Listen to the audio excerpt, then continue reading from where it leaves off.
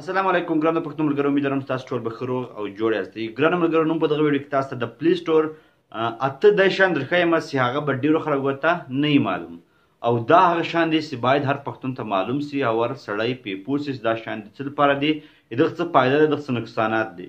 نو ګرانو ملګرو، نن په دغه ویډیو کې دغه تاسو درښیم دغه اته شیان چې موږ په پلی سټور کې باید هغه اته شیان خامخا زده کړو.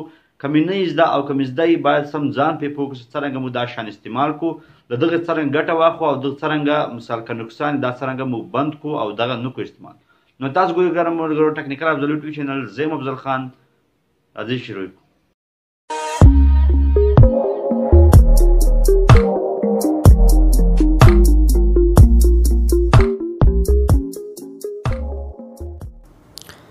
ګرانو ملګرو، دلته تاسو ته نن په پلی سټور کې اته هغه شیان درښیم چې هغه د پښتنو لپاره ډېر ضروري دي، چې هغه ورته معلوم سي چې دغه څه فایده څه نقصان یې دي. صحیح ده؟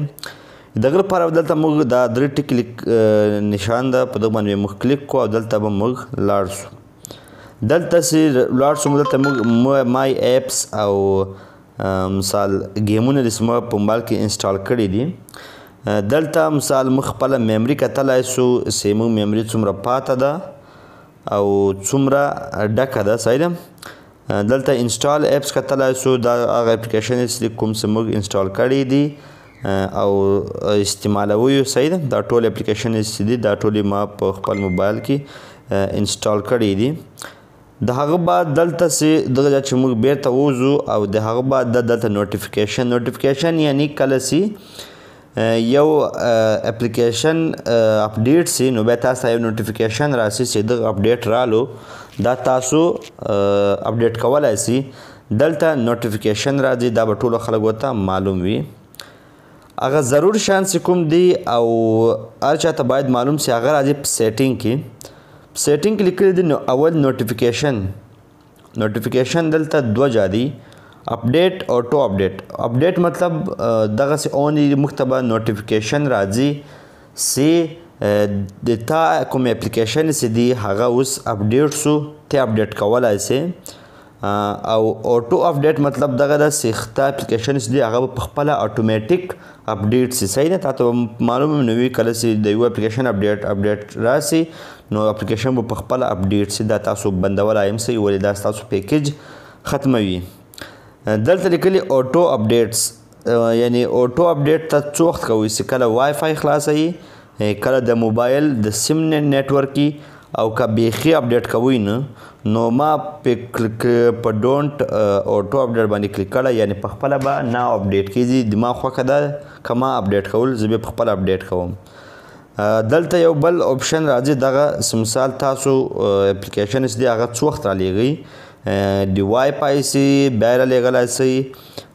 آسک می ایوری ټایم، ما چې بار وار پوښتنه کوي چې په څه شي باندې راولیږو، او هلته لیکلي دي اور اینی نیټورک ډیټا چارج مای بی اپلای. دغه مطلب دغه ده چې په سیم باندې هم رالیږلی سمه، چارج ډیټا هم خوري او په وای فای باندې هم رالیږلی سم.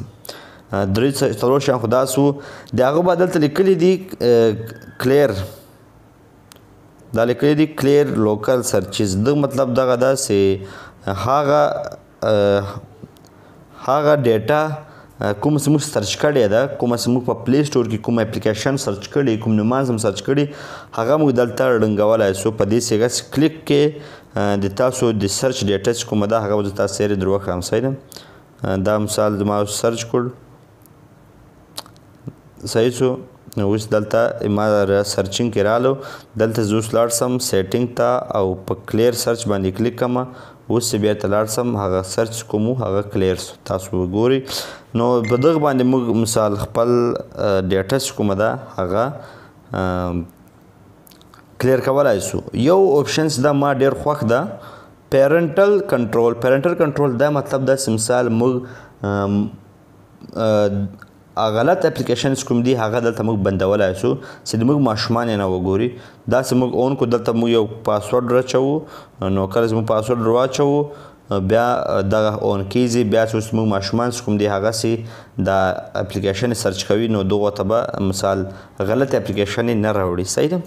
نو دغه زبردسته اپشن ده چې د پښتنو لپاره ډیر ضروری ده چې دوی یې مثال استعمال کړي.